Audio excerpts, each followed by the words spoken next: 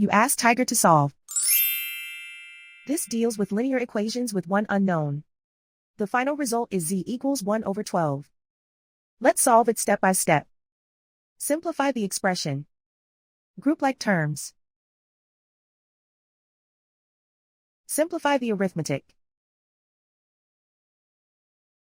Group all constants on the right side of the equation. Subtract 1 from both sides.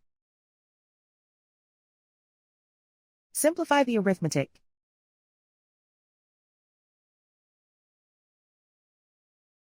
Isolate the z.